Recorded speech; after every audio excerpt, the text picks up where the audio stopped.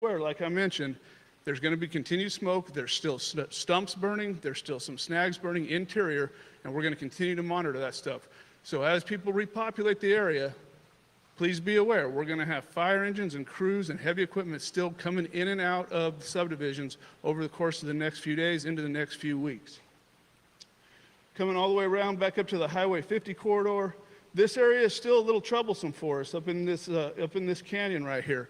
We've got the fire back down to the river, but we're still seeing quite a bit of fire activity in there.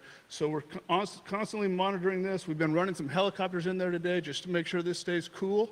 And hopefully in the next day or two, we'll be able to change the color of this, and this will all be taken care of as well.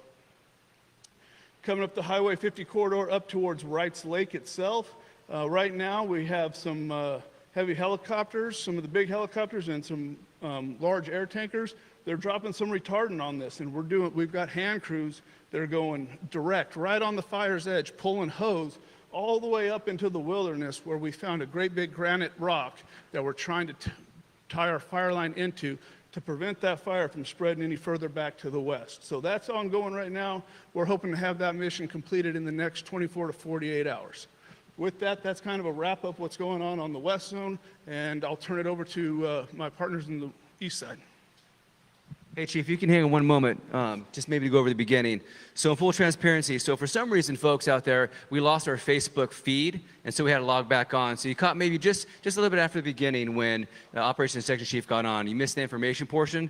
So what we're going to do is we're just going to have the Operations Section Chief kind of start at the very beginning and go to the mid piece of his presentation, so to make sure that we capture that for you. And sometimes it happens. It's technology we're dealing with, so we want to make sure that we capture everything for you. So we're going to go ahead and fix that right now. So Chief, you can go ahead and maybe from the beginning to about mid-piece. You betcha.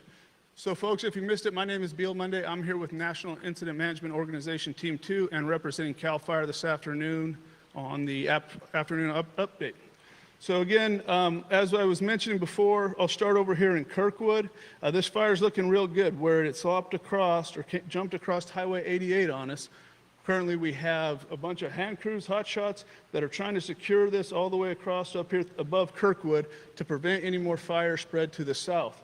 We've got hose lays in place, multiple engines. That's looking real well. Hopefully in the next 24, 48 hours or so, that threat to Kirkwood's going to be diminished and those resources won't be needed up there any longer. As I move further to the west down the Highway 88 corridor, this area right here has been a real troublesome spot for us. There's multiple stringers of trees out there surrounded by big slabs of rock, and what we're finding is the embers continue to torch out a tree and jump out there, land in another receptive fuel bed, and then it'll torch out another tree and keep doing that same thing. So we're trying to get our hotshot crews and our engines down in this area, just trying to secure that a little bit more direct to prevent that fire spread from threatening the Highway 88 corridor. Moving down around where it says Leak Springs here, there's still quite a bit of heat showing. We have an infrared flight that flies over our fire multiple times a day, feeds us back intelligence on where there's heat popping up interior that maybe the guys on the ground can't see. So that's why we haven't controlled this yet and shown this is contained. There's, like I said, there's just multiple heat signatures through there. So we've got crews and engines spread out, gridding this area to make sure that there's no threat to the fire line and any possible threat down to the south. And then moving along, like I mentioned, this is all cold. Again, there's going to be heat. People are going to continue to see snags burning, stump holes putting up smoke, interior.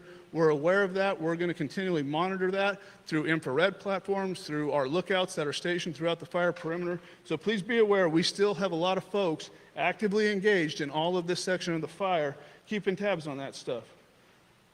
And I'm not sure where I was cut off before, but I'll just cover this one more time. As folks know that are repopulating this area, this is looking good, but please be aware, we're going to have a lot of fire resources still in the area. There's going to be multiple fire engines. There's still equipment moving around out there. We still have a lot of hose in people's yards. So please be aware as you start to repopulate some of these residential areas, and our folks are going to be in and out of your driveways, trying to take all the infrastructure out. So we're going to do our best to stay out of your way, and we appreciate you guys trying to help us out and let us have access to get all of our equipment out of your way as well. With that, you guys have a good day, and I'll turn it over to our Public Information Officer. Outstanding. Thank you, Chief. So as mentioned before, our feed got lost on Facebook in this new world that we live in with COVID and virtual and doing the best we can to provide information as efficiently and effectively as we can. So we want to thank everybody for understanding that sometimes these things happen. And with that said, I'm going to kind of talk about the format for this meeting since some of you are jumping on right now. So the format's going to be the same tonight as it was yesterday. So again, we split this incident into a west zone and an east zone. So we're going to run through the west zone, hear our presenters, and then we're going to pass it over to the east zone. They're going to do their presenters, and then we're going to do questions and answers, and then we're going to can do this in a condensed version in Spanish, en español, después de esta cita. So currently the fire is 212,907 acres in size and remains at 29% containment, and we have 4,415 firefighters and personnel fighting this fire for you. Additionally, I want to remind everybody to please sign up for the email distribution list so you can receive these the emails for the incident update sheets that go out twice daily, at 7 a.m. and 7 p.m. Additionally, we're extremely active on social media. As all of you can tell, you're on Facebook now, so we understand you're following us. We thank you for that. And we also have a public information line where we have live PIOs there can answer your call. That phone number is 530-303-2455. Lastly, in terms of information, we have that QR code, that square black box. If you scan your phone over it, it'll populate 16 different links, give you anything and everything that you need to know about this incident. And we want to reassure you or ensure you that we're working in coordination with our NEMO team here and also our partners, Team 4 over on the East Zone, to make sure we bring you validated and coordinated information. So we thank you for your understanding. At this time, we're going to go ahead and call up our law enforcement officer to give some information regarding that respective space. All right, good evening. My name is John Davis, a law enforcement liaison for CAL FIRE Incident Management Team 6. We do have some good news tonight. A couple things happened. We were able to repopulate portions of the west and north sides of the fire. We did 2 repopulations. One went out about 2:30 this afternoon, and as we were prepping for this, we found opportunity to put more people back in their homes. So another one just went out about 4:45, and so the map for the 4:45 does not represent what happened. It's still in pink. I'm going to describe the areas, but I'll refer you back to the county websites and the public information line for updated mapping while that's being created. So at 2:25, the area described as south of Pleasance Valley Road, between Bucks Bar Road and Newtown Road, east of Bucks Bar Road to Matacuma Road. This area includes the area of Gopher Hole Road and Moon Shadow. So we were able to put that back. And also the area described south of Highway 50, north of Starks Grade Road, east of Snows Road, and west of Fresh Pond. So we were able to put this area north of Starks Grade, as well as the leisure area back into an evacuation warning, and that's to allow the residents to go back in there. Where we found some more room for improvement was right after that, and we were able to get the South Sly Park, so south of Starks Grade Road, north of Sly Park Creek, east of Pleasant Valley Road, up to and including the Diamond Garnet subdivision in here, the Grizzly Flat West area, east of Highway E16, west of Steely Ridge Road, south of the North Fork of the Consumnes, and north of the Middle Fork in this area here, as well as the Happy Valley, all properties accessed from Happy Valley Road up into this north area of the fire here on the west side. So where we can, we do get that to put the community back in. We want to buy that as much as we can and get that going. So that just came out prior to this meeting starting. Nothing else changed around the outside of the fire. We are actively looking at what we can repopulate for tomorrow, the next day, and the next day. That's on the west portion in El Dorado County. As you heard operations talk about over here near Amador County, a lot of good work is going in, and the Alpine County line. So we're coordinating with the East Zone as well, looking at where this is going to be for repopulation. As much work, time, effort, and dedication went into this side is going into this side. We've staffed our shops such that we can put the same amount of attention over here as we are over here or anywhere else in the fire, that we can put people back into their homes safely. And the biggest part there is safely. As you're in the area, you'll see a lot of fire presence. So you heard it before, please drive safe, drive slow, when you return back to your home. Thank you.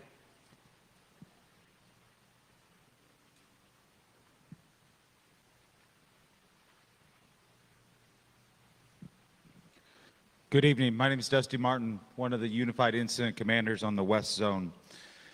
So we've talked for the last handfuls of days, and we talked about how we're working extremely hard, and one of our priorities is to get the citizens back into their communities. What you just heard today was all that hard work that has come together to start repopulating some of these areas. I know there's questions about infrastructure and that. Understand that as we go through this process, one of those things that we look at extremely well is the infrastructure. Look at our utility companies, look at our phone companies, and we get everybody together to address those issues. There still may be some temporary power outages in the area based on utility work. There may be some of these things that come up, but we feel with our partners that we can safely allow the communities, citizens back into those communities and get them back into their residence. So a lot of work has gone on over the last handfuls of days to get there, and we're finally there. That also shows a little bit of the turn in the incident for us here on the West Zone, to where, as you look at the map, there's a lot of black line on that map. And that represents all the hard work that the firefighters on the ground have gone through to get there. And that's getting us back to that repopulation. As was stated, there still will be a number of fire equipment in the area as you repopulate back into your communities. So please drive slow. Please pay attention and look out for the firefighters that are still working in there. There is still work that needs to be done, but the major hazards have been mitigated up to this point to allow folks to come back in. And as we've said, the areas that are still on evacuation, mandatory evacuations, we are working daily and evaluating those areas to see if we can get folks back into those communities. We still do have a couple of areas, as our operations talked about, that we still have open fire line, and we have a ton of resources that are in that area, so we can mitigate those hazards and continue to work this way. Thank you and have a great night. Thank you, Chief. Appreciate that. Okay, folks, at this time, what we're going to do is we're going to go over to the east side so they can have their presenters share the information over on that side of the incident. John? Okay, thanks very much for that, Rich, and welcome here to the east zone of the Caldor Fire. First off, I'd like to introduce to you our Operations Section Chief, Jake Cagle. Good afternoon, all. So we're going to start here at our zone break in the Desolation Wilderness. So we continue to monitor with overhead.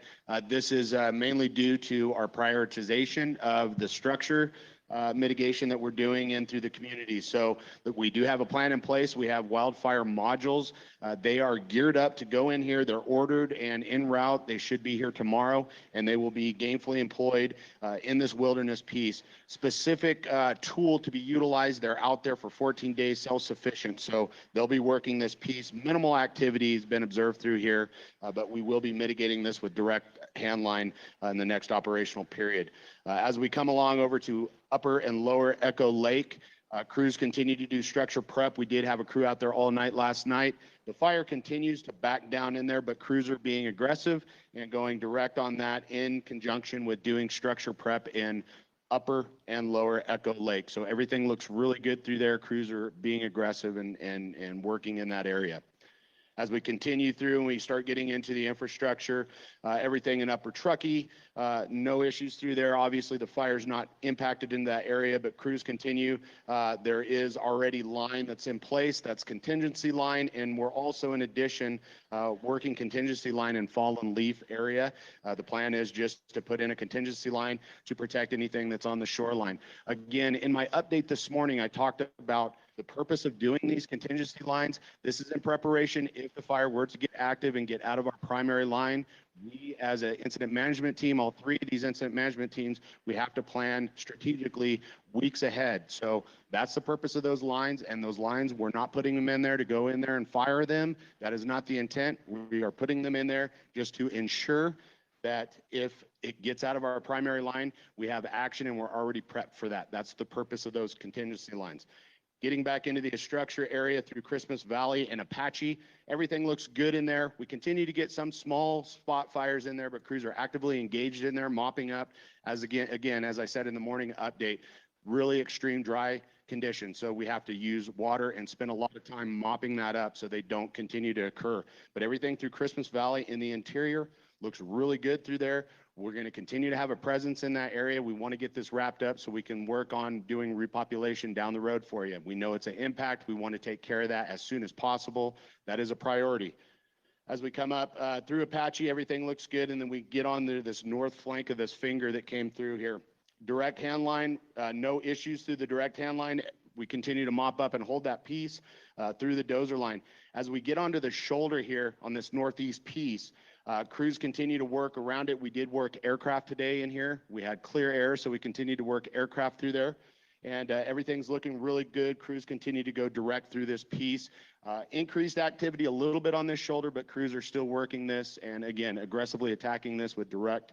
We do have a dozer line that is contingency line, alternative line that goes just adjacent to Star Lake there serving as a catcher's mitt. As I said, with all of our contingency, our alternative lines, these are just in preparation if things were to get out of our direct hand line area. As we come over through Trimmer Peak, everything remains in its current footprint. Things look really good. Crews continue to work this area, as I said, in conjunction with aircraft.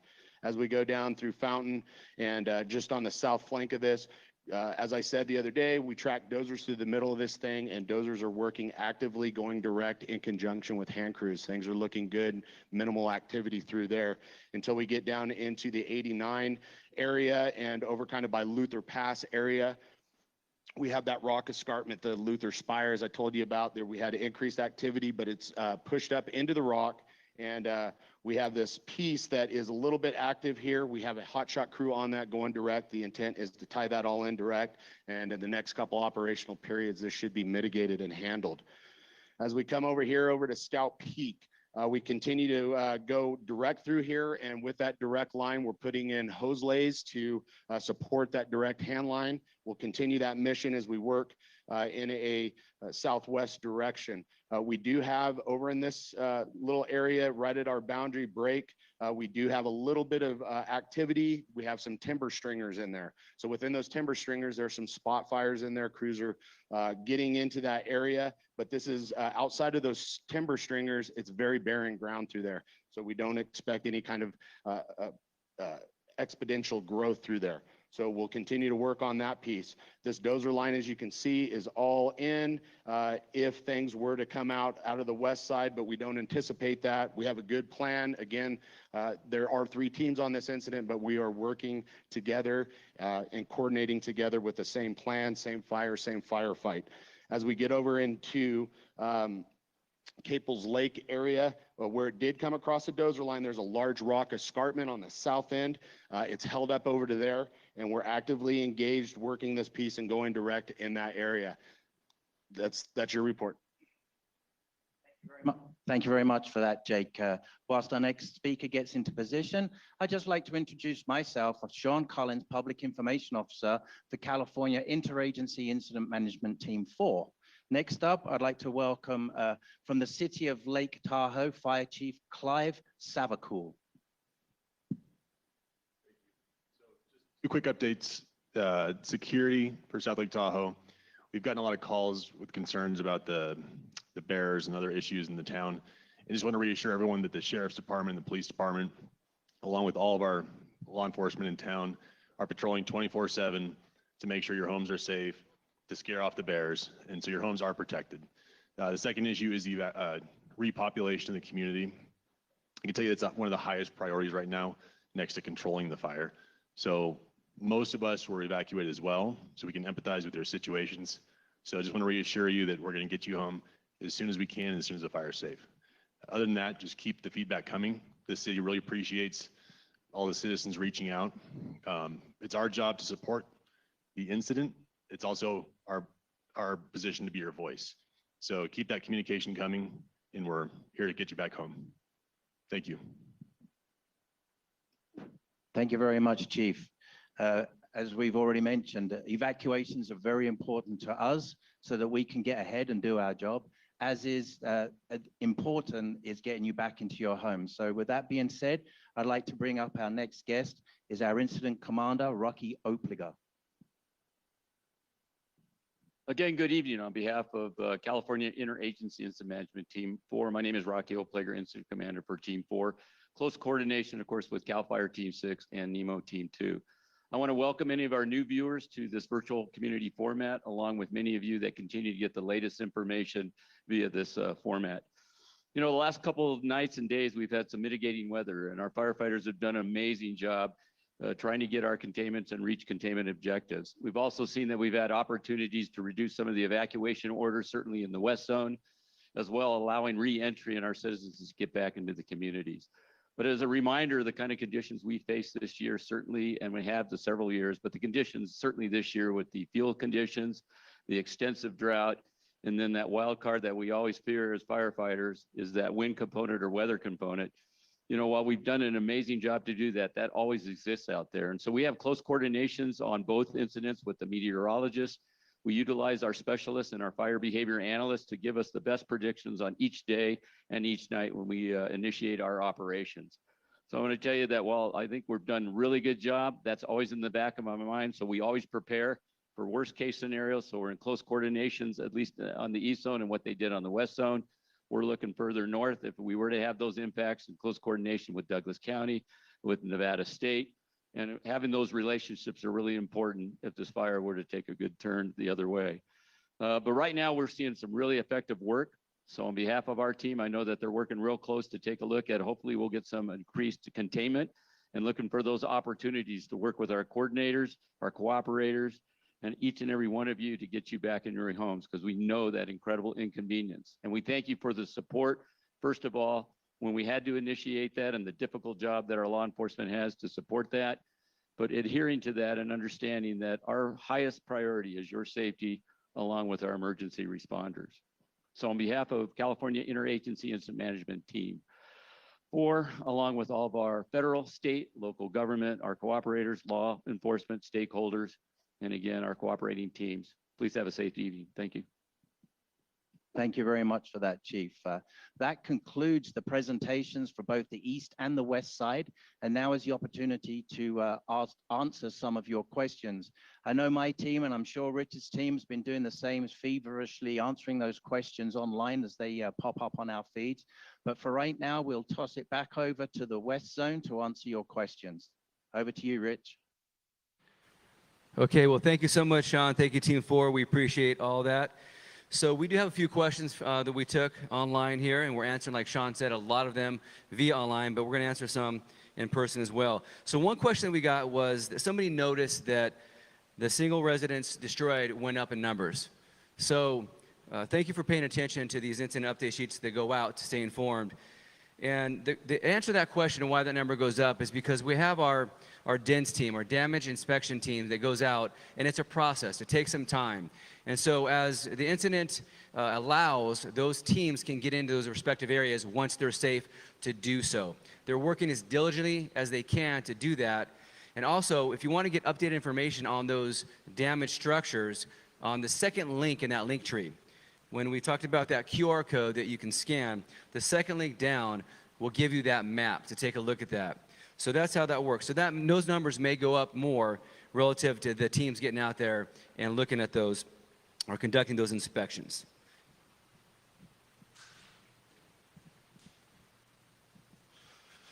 Sergeant Eric Palmberg, PIO for the Sheriff's Office. Got a couple questions here directly related to EDSO. So there's been a few questions coming in about the area of Sierra Springs. The area of Sierra Springs, that lower Pollock Pines area, is all open. There's also been more questions about if it's open to residents only. The area is under evacuation warning now, but it is open. So technically, it is not open to residents only. That is the entire greater Pollock area from Highway 50 down Sly Park Road down to the area of Pleasant Valley. Just to let you folks know, we got a lot of inquiries, calls, social media questions about that and why we split it and why wasn't lower Sly Park and Sierra Springs being open at the same time. There's lots of information, lots of meetings and infrastructure. We need to make sure there's a ton of considerations. One of the considerations today was regarding the water supply. The water supply is perfectly safe to drink in that area. EID water said it is good to use, good to go. But if we repopulate some of these areas too quickly, it's going to put a strain on the water resources, and there's not going to be enough water for everybody. So there is a plan in place. There is a method to the madness, if you say. But that is kind of the reason why that happened that way today. Additional questions. Will FEMA have a debris removal program? So I want to kind of express regarding the greater Grizzly Flat area.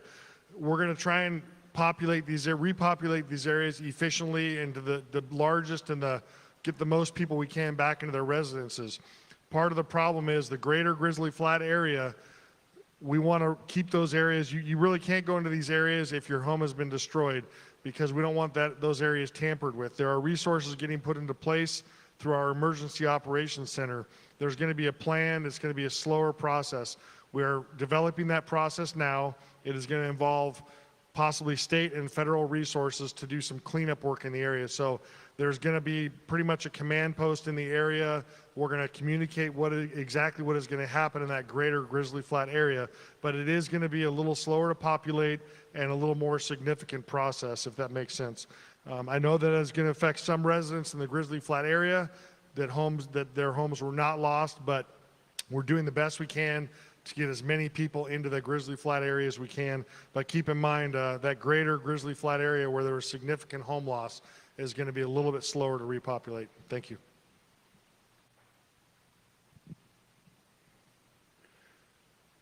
Thank you. Again, Beal Monday with the operations section. So I just received one question on this side of the fire, and the question is in regards to Silver Lake and the residents and the infrastructure threatened around Silver Lake. And so again, for you folks that are concerned about the area around Silver Lake, yes, that area is still currently threatened, and that will remain that way until we can get the fire's edge completely secured along the Highway 88 corridor right through here. We still have multiple resources in here trying to protect all those values of risk that are in and around Silver Lake proper. Thank you, Chief. Okay, so that concludes all the questions for the West Zone. If we can pass it back over to Sean on the East Zone, please. Okay, thanks very much.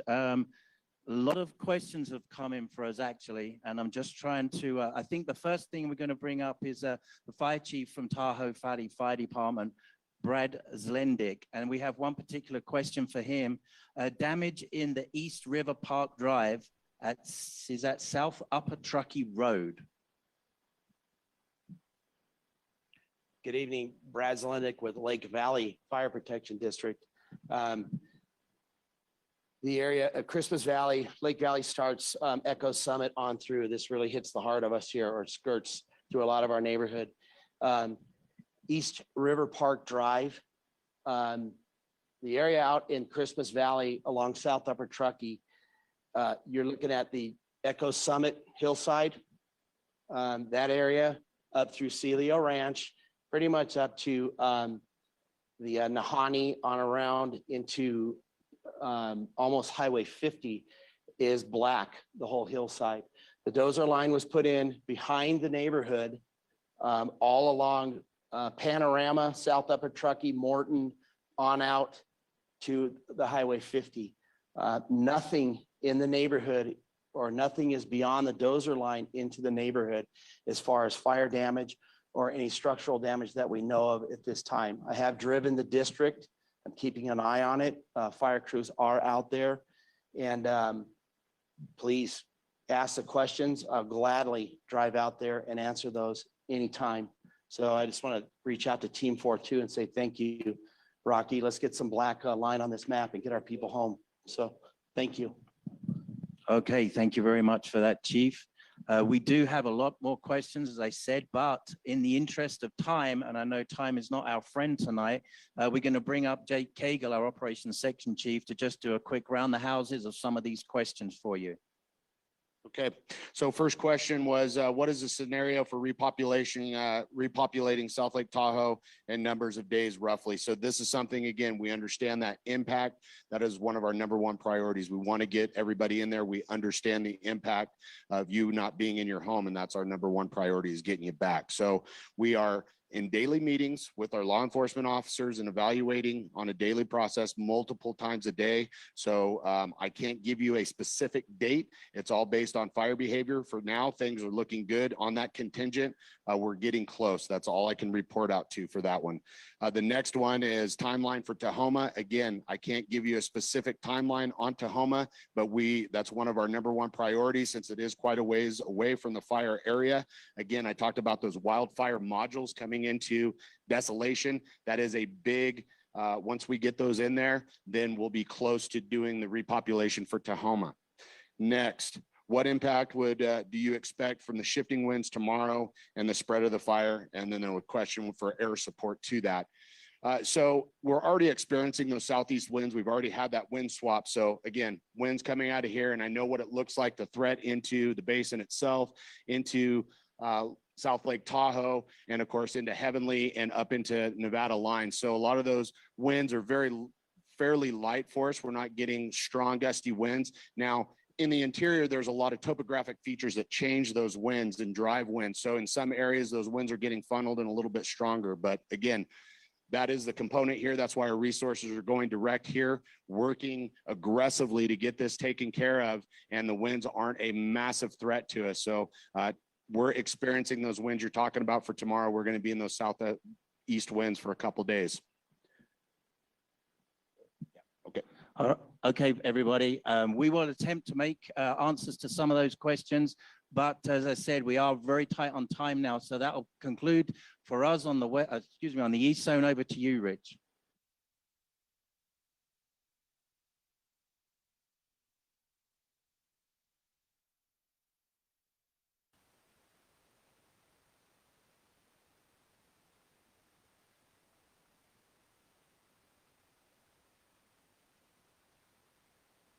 Together. So we thank you so much for your support and being here. We're going to do this again tomorrow at 5 p.m., same format, and we encourage everyone to stay safe and stay informed. And with that being said, we're going to go ahead and conduct this in a condensed version of Spanish, en español. Muchas gracias. Hola, buenas tardes. Ricardo Tlapala, vocero, representando la agencia Cal Fire Incident Management Team 6. Con la breve operativa del Caldor incidente de hoy, el 3 de septiembre. En actualización, el incendio ha consumido 212,907 acres. Estamos a 29% de contenimiento y tenemos a 4,415 bomberos comprometidos en este incendio. Les voy a dar un breve operativo. Nosotros controlamos la división del oeste del incendio. En la división del oeste, sobre los pasados 2 días, hemos visto buen trabajo en que podemos implementar esta línea negra. Nuestras líneas negras son líneas de control. Lo que tenemos en las líneas negras, todavía tenemos grupos especiales, carrillas de mano y a bomberos buscando cualquier calor que sigue escondido en esas áreas. Se están extinguiendo y removiendo todo ese calor para poder controlar esa área. Donde vimos retos acá en la división A, ya la hemos podido controlar, no ha incrementado y hemos removido la gran parte de ese calor. En remover eso, hemos repopulado partes de esta área en que voy a tocar en un minuto. Encontramos una isla de calor acá que nos sigue presentando retos. Por el terreno todavía tenemos a carrillas especiales y a bomberos especiales comprometidos ahí, extinguiendo el incendio y buscando ese calor, removiéndolo. Hoy, donde vimos nuestra actividad en la zona oeste más activa fue hacia el este, donde está la frontera entre las dos divisiones. En la división y lo que hemos visto es que los vientos reempujaron el incendio hacia el norte. Tenemos muchos recursos comprometidos en esa área. Tenemos líneas mecánicas, estamos usando aerotanques y helicópteros para poder tirar agua y lanzarla para extinguir esas áreas.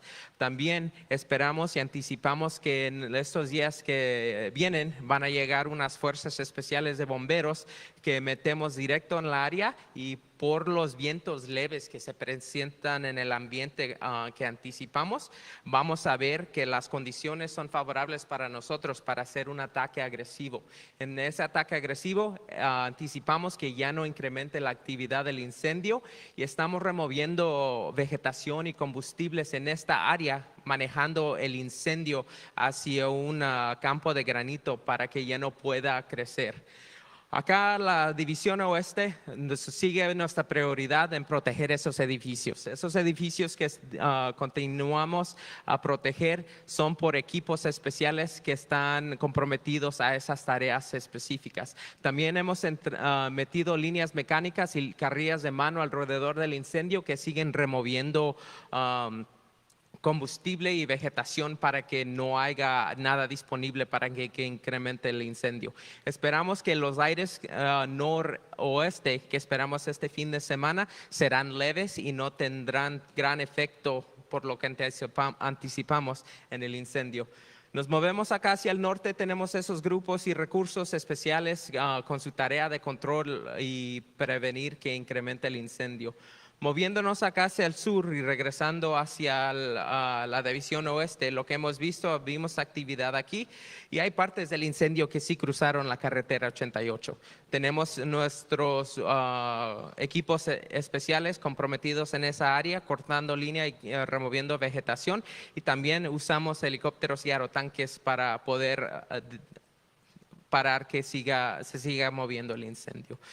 Si me siguen acá, tengo órdenes de evacuación nuevas. Mis compañeros se van a enfocar en el mapa a mi izquierda y les voy a leer la descripción de la área nueva. Desde las 2 de la tarde, lo que es la área sur de Pleasant Valley, entre medio de Bucks Bar Road y Newtown Road, en la área este de Bucks Bar Road a Mount Outcome Road, y esto incluye las áreas de Gopher Hole Road y Moon Shadow. Las áreas que cubren sur de la carretera 50, norte de Starks Grade Road, este de Snow Road y oeste de Fresh Pond. Y esas áreas las puede ver representadas en el mapa. Desde las 4:45 de la tarde, lo que hemos visto, las áreas que les voy a describir son las áreas nuevas donde se ha levantado la orden de evacuación. Son las áreas sur de Slide Park Road, sur de Starks Grade Road y norte de Slide Park Creek, este de Pleasant Valley Road, incluyendo la Diamond Granite Subdivision. Grizzly Flats West, esa comunidad este del E16, oeste de Steely Ridge Road, sur de la quiebra norte del Consumnes River y la norte de la quiebra del Consumnes River. También hasta la orden de evacuación ha levantado. Estas áreas incluyen todas las casas y los hogares que están accesados por Happy Valley Road. Para la información más corriente de más al minuto, les queremos recordar que nuestra oficina publica 2 veces al día información validada. Si nos sigue por nuestras redes de media social en Twitter, Facebook y Instagram, ustedes pueden recibir las órdenes más al minuto, la información validada más al minuto, que incluye mapas de las áreas que le describí. Muchas gracias, que tengan buenas noches.